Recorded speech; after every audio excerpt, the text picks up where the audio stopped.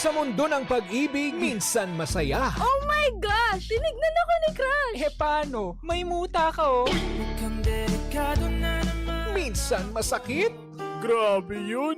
Hanggang ngayon, nagre-relapse pa rin ako. Ito'y lilisan na. Minsan, sinson. Aruy! Saklap! Pero dito sa Energy Love Lines, hindi ka nag-iisa. Yes! Like you and me against the world! Go, go, go, Pangga! Di man araw-araw na nakangiti. Dito, ang kwento mo, pakikinggan. Tanong mo, sasagutin. At puso mo, tutulungan naming gumaan. Kasama ang Energy Love Lines, kung saan may makikinig at may mag-a-advise. Energy Love Lines sa 106.7 Energy FM. Kahit minsan, supply. Sheena! Hello, mga bangga. How are you today? Sana ay okay kayo sa alright. Dahil kung hindi, sad naman. Ako, welcome po sa ating show. Eto na ang Love Lines. How are you? Patingin nga ng ngiti ng in love, yan. Alam mo, minsan may mga araw pangga na sabaw kayo, no? Yung tipong pag naumpisahan mo ng mali, bakit ganun? Bakit dire-diretso na? Pero minsan sabi nga nila, may mga pagkakamaling masaya. Yung tipong pansamantala, nakakalimot ka. Pero ang tanong, kapag hinarap ka na sa katotohanan or sa realidad ng buhay, matatauhan ka ba? O itutuloy-tuloy mo lang kasi total, maligaya naman eh. Hanggang saan at hanggang kailan, di ba? Hay nako, samahan niyo ako today dahil may panibagong linyahan tayo para sa araw na ito. Pakita na natin yan para sa Facebook world. Makikita ninyo sa screen at syempre sa mga nakikinig sa radyo, eto na, i-share ko na sa inyo. Sabi, hindi pala sapat kahit ibigay mo ang lahat dahil hindi rin naman ikaw ang pipiliin sa huli. Ang tanong, dapat bang ibuhos mo ang lahat kapag nagmahal ka? Kahit walang kasiguraduhan kung mamahalin ka, pabalik, aray mo. Over naman sa as. Grabe naman yan. So, well, napakadali lang naman i-explain ng lahat ng bagay pangga, lalo na kapag pag-ibig. Ang paliwanag lang dyan ay, aray mo. Aray mo!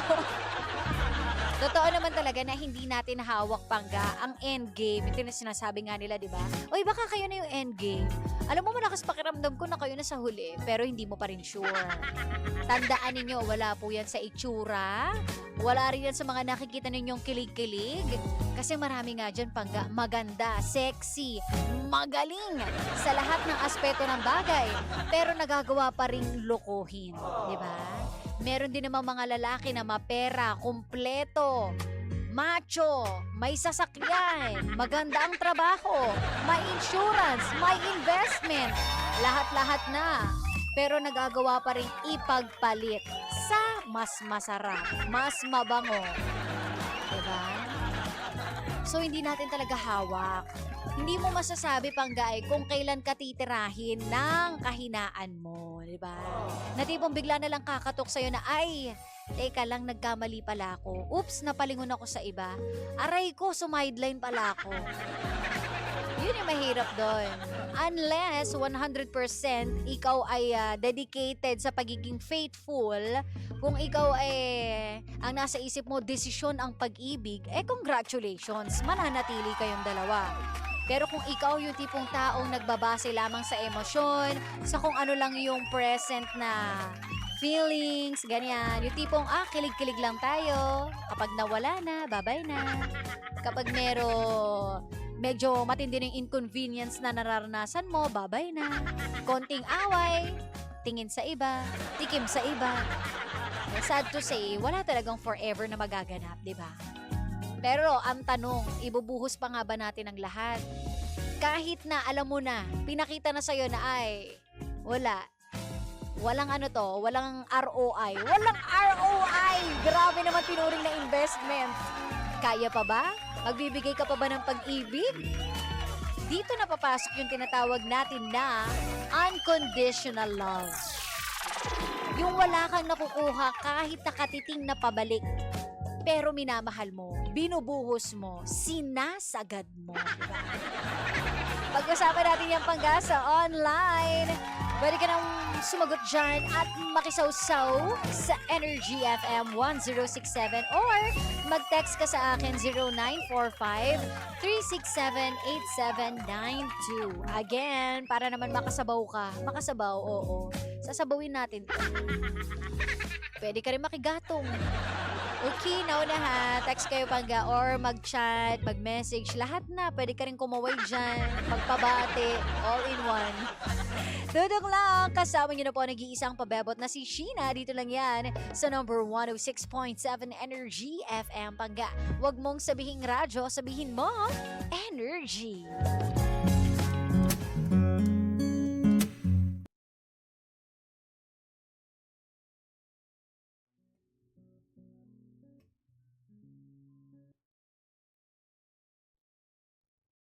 Hello, ayan.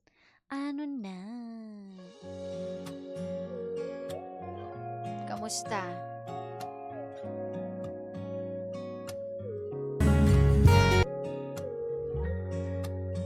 Muntik na. Sige. Kitang-kita yung... Ayun na nga pinag-uusapan natin, no? Ano ang favorite color mo today? Naku, eto nga ang topic natin ngayon. Hindi pala daw sapat kahit ibigay mo ang lahat. Totoo yan. Binigay ko naman lahat eh, pero anong nangyari? Charis!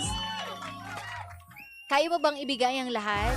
Kahit alam mong di naman pala ikaw yung pipiliin.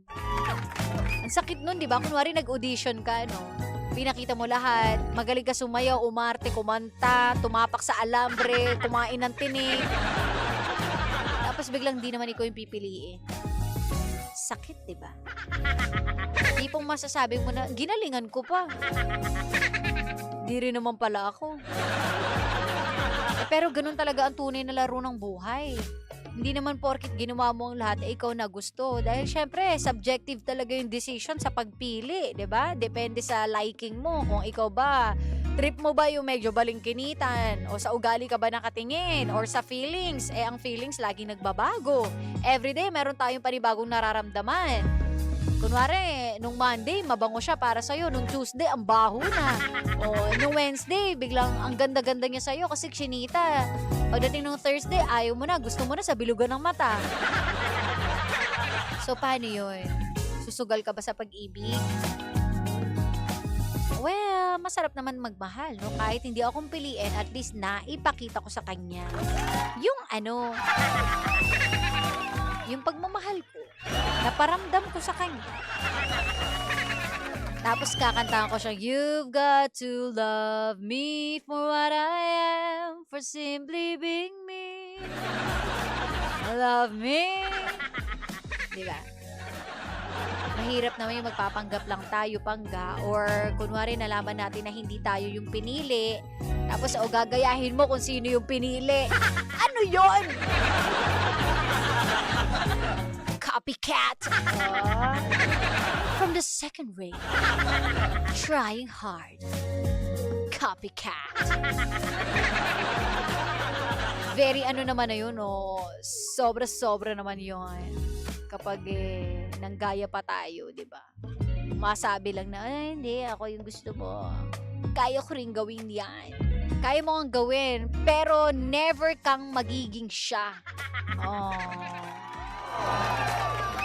Ang sakit naman nun. Bakit naman ganun? Kaya mga pangga, sana sa inyong pagpili, siguraduhin po na at least worth it po yung ating desisyon sa buhay. No? Pili-pili, sabi nga nila sa pili-pili, sabungin na uwi. Ay, aray mo! Sabi ng lola ko, alam mo anak, wala yan sa ganyan. Sa dami yan ng apo. Hoy, hindi talaga sa dami ng apo. Iba na sa panahon ngayon, no? Hindi na paramihan ang kapo, pangga, ha? Kung sino yung kayang tumupad sa pangarap ninyong dalawa, ayan. Pareho kayo mga ngarap, syempre. Pareho rin kayo kikilos, ha? Hindi ko sinabing magpabuhay-buhay na lang tayo dyan. Kung pareho kayo ng pananaw sa buhay, yan yun. Pero kapag hindi, medyo magkakaproblema tayo dyan. Diba? Kaya pumili ng maayos at syempre, yung mga nagmamahal naman, wag naman tayong sobrang sobrang OA na pagdedemand. Wag naman. Yung sakto lang. Mahirap yung nagdedemand ka tapos alam mo naman sa sarili mo na ikaw, it's yung tipong, ano ba may offer mo? Wala, puro mura lang tuwing umaga, ganun.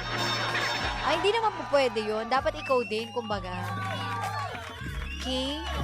Hindi yung tipong give love on Christmas Day lang. Everyday, dapat palitan kayo ng pagmamahal, pag-ibig at pangunawa. Hindi pwedeng isa lang, ha? Dahil dyan, later, ituloy po natin ang daldalan. Tumuto ka lang, walang maglilipad. Malupit ang ating mga tugtugan. Buksan mo na yung radyo mo, laksan mo.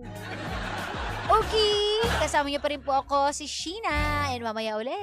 Bye-bye.